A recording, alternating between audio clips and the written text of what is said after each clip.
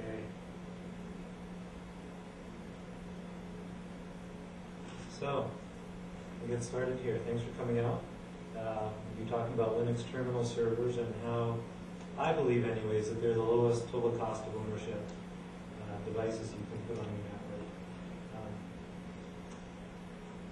We'll talk a little bit about what... Cut on the wire. Oh, sorry. There we go. Is that better? Okay. We'll talk a little bit about what the Linux terminal server is, the problems we were having at our law school, and some solutions that we looked at before we selected Linux terminal server, what some of the strengths and weaknesses are, because although I love Linux terminal server and it has a lot of strengths, it isn't without weaknesses. We'll go over, just at a very high level, server install, client install, kiosk configuration, just in case you're wanting to use it as an OPAC terminal in your library or public access at another place in your law school. And we'll do a demonstration and then a question and discussion after. So what is the Linux terminal server? Basically, it's just a package that you can add to almost any Linux distribution out there, any of the main ones anyways. If you're running or thinking about running Red Hat, SUSE, or Novell Linux, Debian, Ubuntu, any of those support the Linux terminal server. And it's a way that you can use the power of your server on either thin clients or old PCs that are no longer able to support a modern operating system. So what were our problems? One, we needed...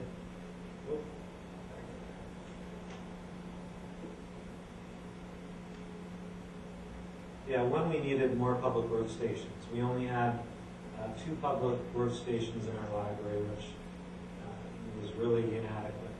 So we needed more workstations. We had no budget for workstations, which some of you might be familiar with.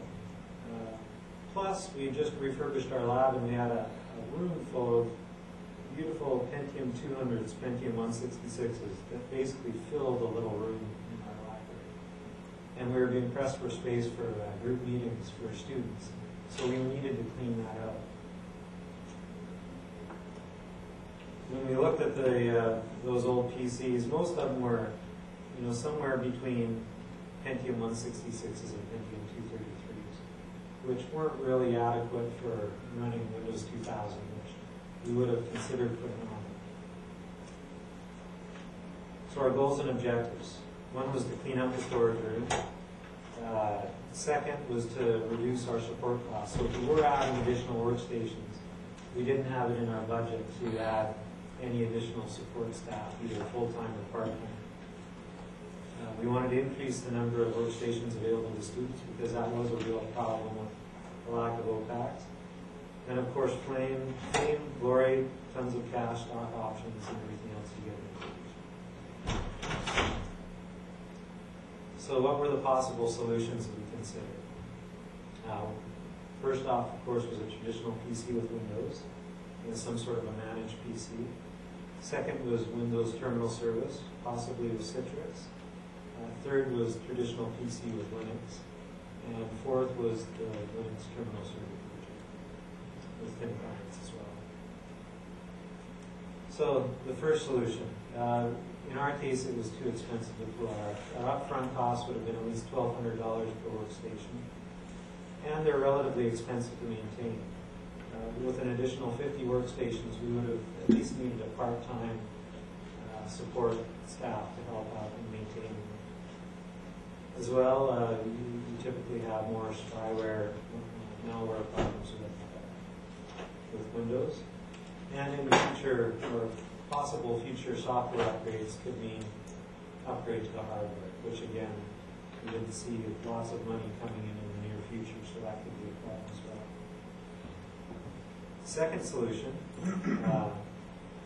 this is a little bit cheekier. Based on Windows, some might call that a strength, but I put that in and I was in a bit of a cheeky mood when I put it in, but really it may be a viable option for an all-Windows shop. If you don't have anyone with Linux support or background where you work, it wouldn't be my first choice, but Windows Terminal Server will save you a lot of money compared to having fat clients on the desktop.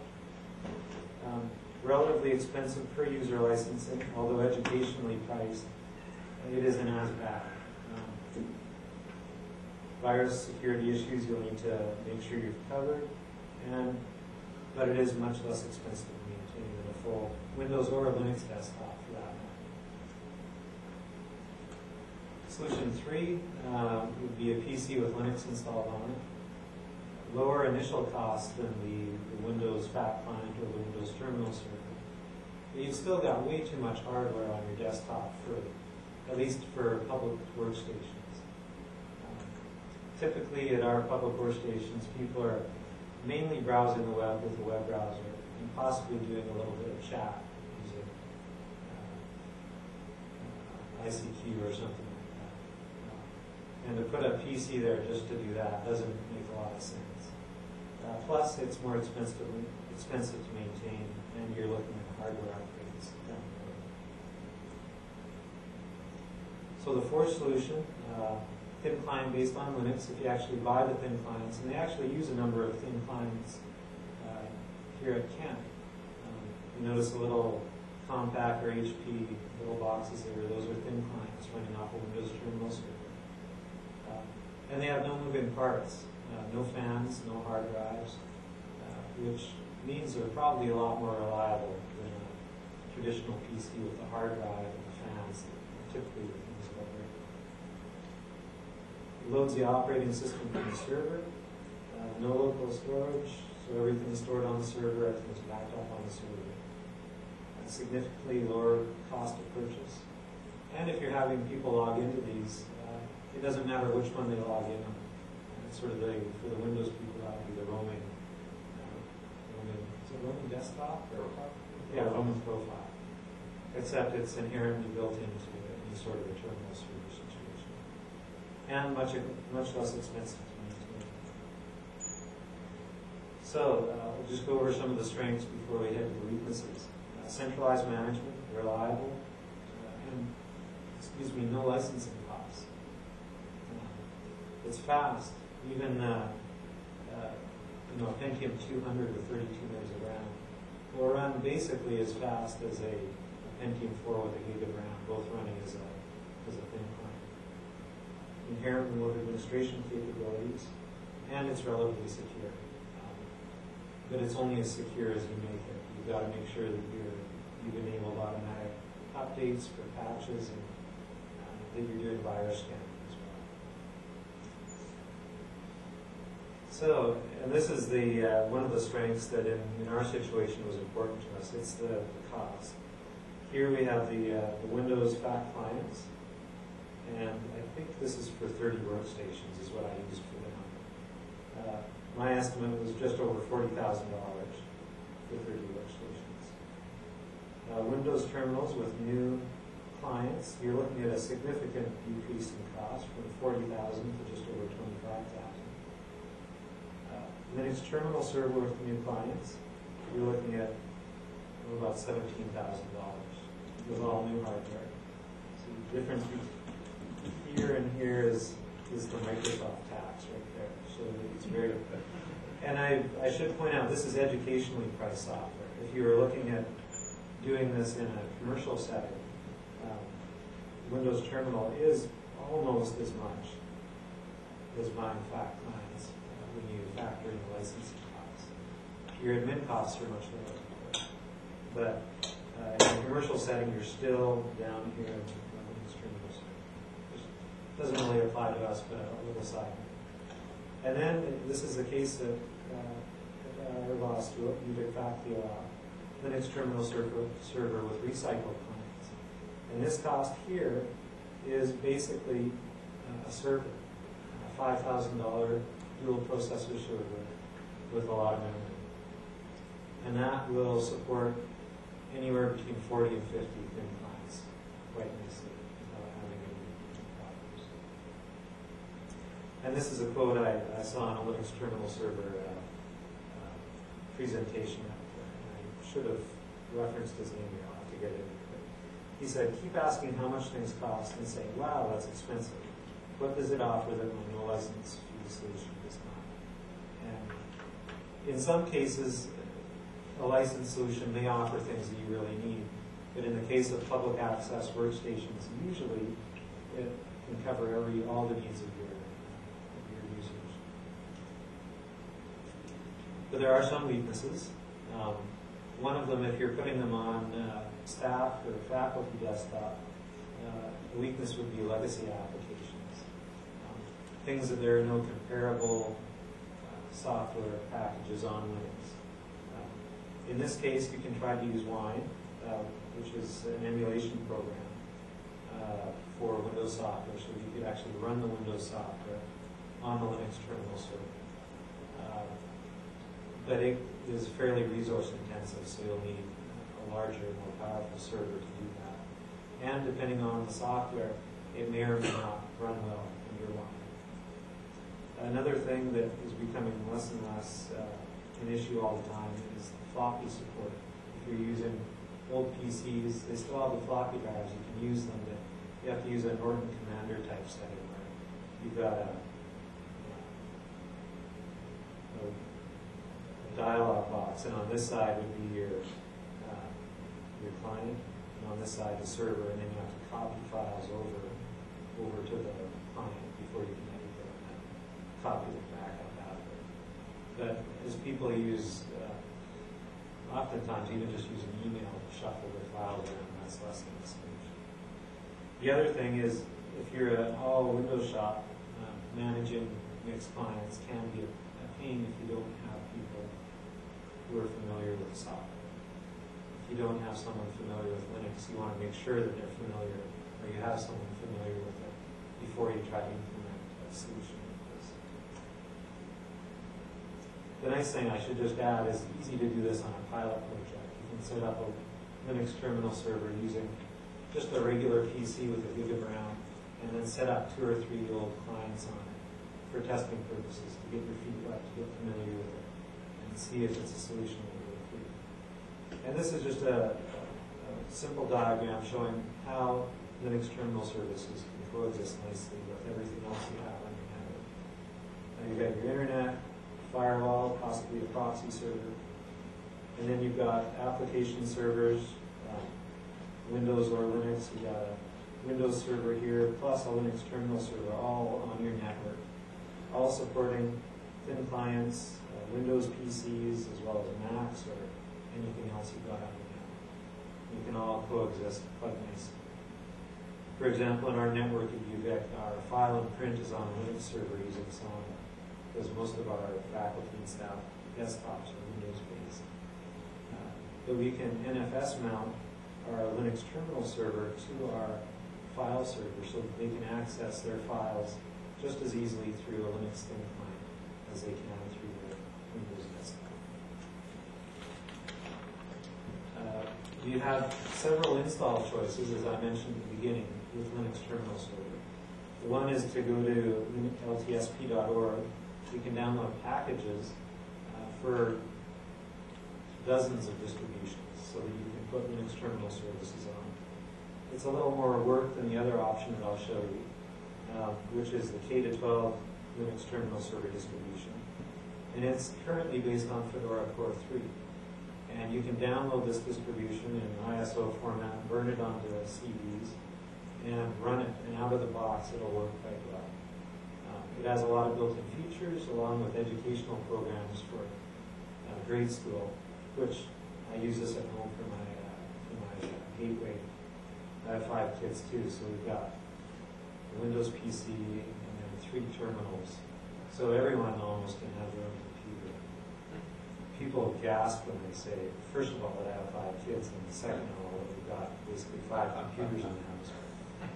Everyone, there's no fighting in these. Yeah, so many built-in features, lots of programs. And the thing that I like about it, and the reason why we're using it in our library, is there's a lot of very nice administration utilities that get built into it. For example, if you want to get icons on everyone's desktop, we've got a simple utility. You just drag and drop the icon. This, when you're logged in as root, onto this little other icon on your desktop, and immediately it shows up on everyone's desktop, and on any new person who's as well as the utilities, so that you can, and this would be more applicable in a classroom setting where you can take over control of their PC or see what they're doing to help them. Which is great for if you do have it on faculty or staff, they call your office or department, you can just go in and see what they're doing. Server requirements. For a pilot project, just a regular desktop with 512 or a gig of RAM would do just fine. One hard drive works. 2 hard drives are better if you're putting more than 5 clients on, just from a performance perspective. And if you accept all the default settings in the K-12 distribution, it'll configure things properly for you so you get the best performance. If you're doing 10 or more clients, you probably want to be looking at a dual processor server of some kind. The more memory, the better. If you ever run out of memory and it has to start using the hard drive, swapping things out of memory on the hard drive, the whole system slows down to a problem. You want to be happy about that. So you do want to keep an eye on that and make sure you've got lots of memory. Hard drives, SCSI is still faster, serial ATA is catching up. Depending on how the server is being used, if it's just for public access, it's not as important. If it's going to be used as a file server as well, there's going to be lots of reading, right? You'll probably want to use serial drives rather than serial ATA. Can I interrupt just for a second? This is yeah. a quick question with those numbers. Since you were talking about having 30 thin clients, and that would fit the 50 megabytes per client, have you ever tried having a network of larger than 40? Would you have multiple servers at that point? Yeah, I have not, but other people have. There's a lot of public schools in Oregon and New England in particular who have their whole school set up with Linux TerminalServer. And the architecture that they typically use is they'll have a server with NFS mounts using LDAP. So you got NFS and LDAP that does all the authentication, and everyone's home directory resides on that server. And usually they'll run something other than the K-12 distribution. They'll run Red Hat Enterprise, who say something that they won't have to update very often. And then they'll have LTSP, or K-12, K-12, supporting anywhere between 30 to, the most I've heard is 50. And it depends on what desktop you use. If you use Genome or KDE, they're more resource intensive than ISWM, for example. So if you're using Genome or KDE, probably 30 or 40 would be the tops that you'd be able to do on a dual processor machine. That you can have everyone's information stored centrally via NSF nodes, and the performance is excellent. You don't notice any difference in performance accessing your home directory that way as compared, because these typically these become application servers. All they're doing is serving up, your web browser, OpenOffice, whatever else you have.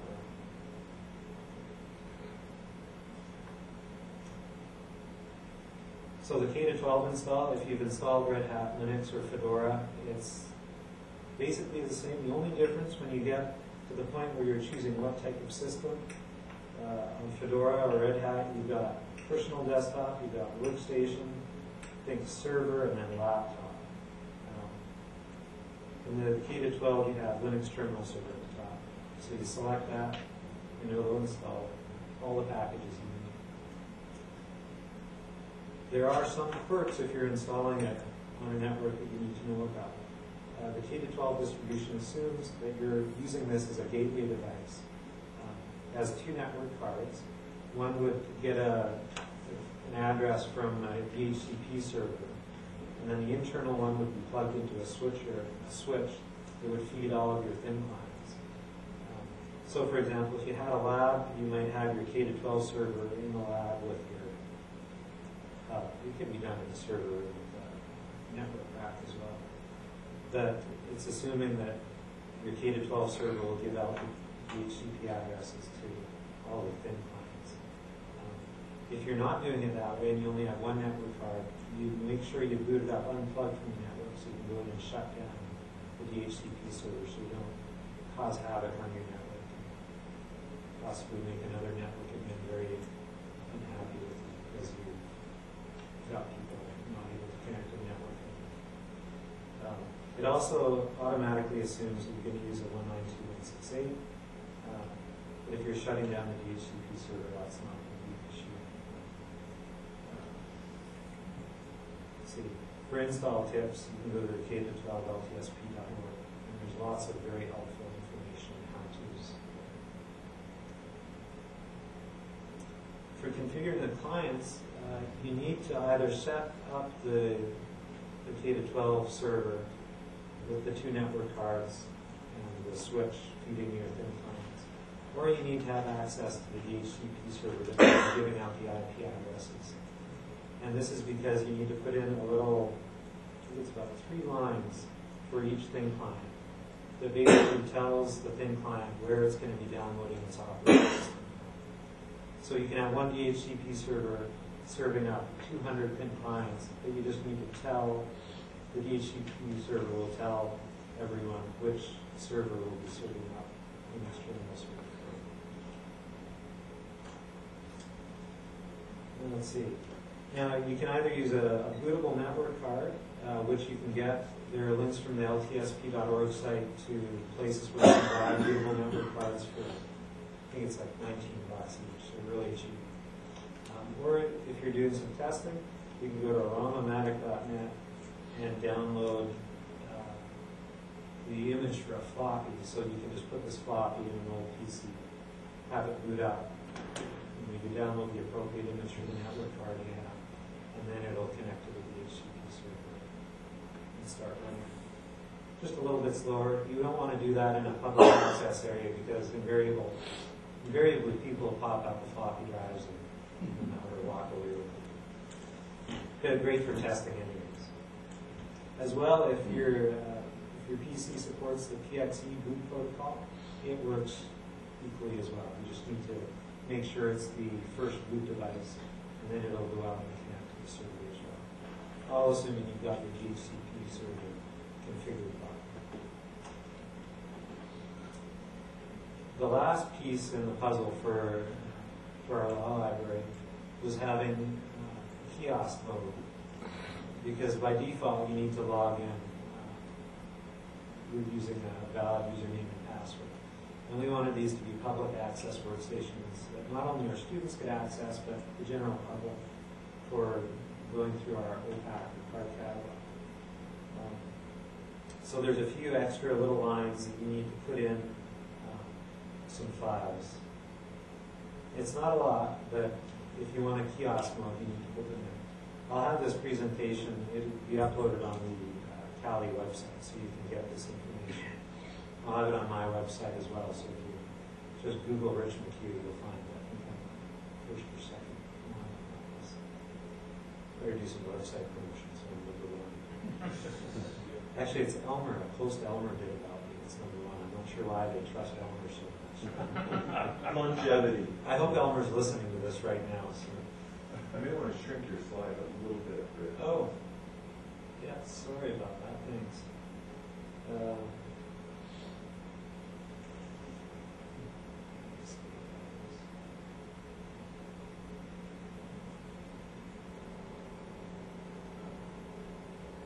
There, sorry about that. I'll go through this, but yeah. So there's the information. You'll be able to download it from the web. So I'll do a quick demonstration. I meant to do this I've got a dual boot machine here. I meant to do this in Linux, but the Linux wasn't talking well with the video projector, so we're going to use that. But we will go and how do I resize like this? We will go to Linux terminal server that's sitting in my basement at home, because it's got a more up-to-date version of the Linux distribution. One at work is about 2 years old. We're refreshing it this summer. And we're probably going to have the same display issue, but I'll try to get things so you can see them on the screen. Actually,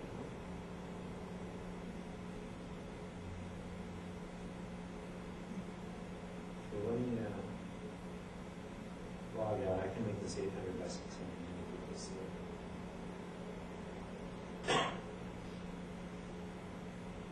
But this is, I'm from Victoria, BC, so this is going pretty much across the continent and over to a little island. Just to give you an example of remote administration and all that good stuff.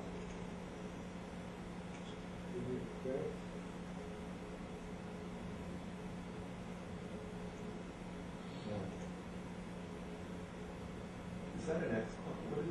What are we seeing here? It's an NX server. It's a nice little remote access. It uses SSH by default, and it just renders things a little more nicely than VNC does. It's a commercial product with an open source version, and then the client you can just download for free. So it works on Linux and Windows. So here is the desktop at home, and this is like a Athlon 1200 with a gig of RAM, just for an example. Got a few programs here. We've got OpenOffice. Well, I'll go to the web browser first. So this is Firefox, same web browser that I use on my Windows desktop. And the default is my wife's website because she likes to get more hits on her site, so she made that the default for all the web browsers. That's TerminalServer. But you can go to, you can go to anything.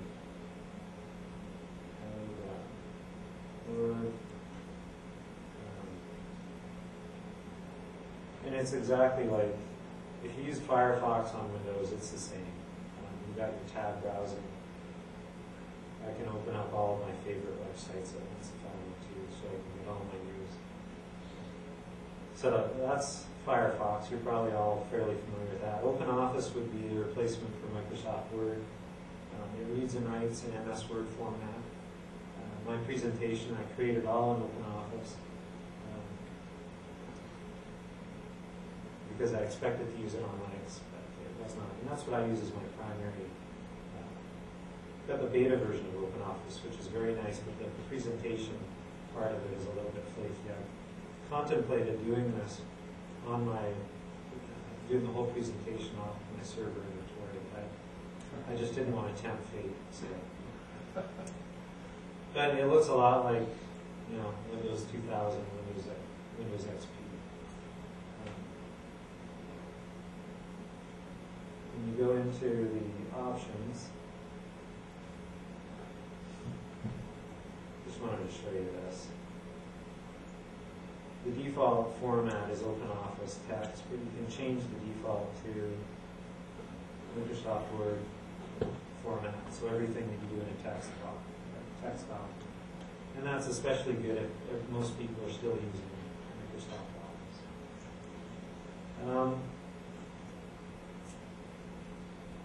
Let's see what other software. Oh, as well, another nifty feature. This is, again, I'm probably tempting fate here, but I'm going to use the TerminalServer client to connect from my Linux TerminalServer in my basement in Victoria to the Windows TerminalServer that we have at the university. And we have that to allow our professors remote access, those that want to connect from home. It's just an easy way for them to get into their home directory and edit things. So here we go. I'll log into the Windows TerminalServer at work. So we're hopping a couple places there, but it works just fine. I set up this server a week ago, so it's not being used much. We didn't order our memory for Dell for it, so it's a dual processor machine, 256 megs of RAM, just waiting on some more. But with one person, it's not too bad. Again, I've got OpenOffice on here as well, but we got Microsoft Word as well. But they look very similar. So I'll leave that open to go back. Are there any questions or anything else you'd like to see? I have a question. Yeah. Is there a PC terminal server client that can connect to the Linux terminal server? Yes. 'Cause And actually, I'm using it right now. this seems to me like a good way to get people to start using Linux a little bit more. Yeah. As far as a Linux desktop, and get you want to get familiar with it, because I've had people ask about it, but we've been hesitant to sort of give them a full blown PC with Linux on it. No, that's a great point, and that makes perfect sense. There are two things you can use. One is what I'm using here to connect, and it's you probably can't see it, but it's an NX client. You just install NX server on your Linux terminal server, which is it's one package. You just install it. It uses SSH for authentication, so everything's encrypted. And you install the NX client on the Windows machine. The only thing is you need to install an encryption key, public key from the server onto the client. But after that's done, they just log in. Excuse me. Did you say that was a free, or was that you had to buy that?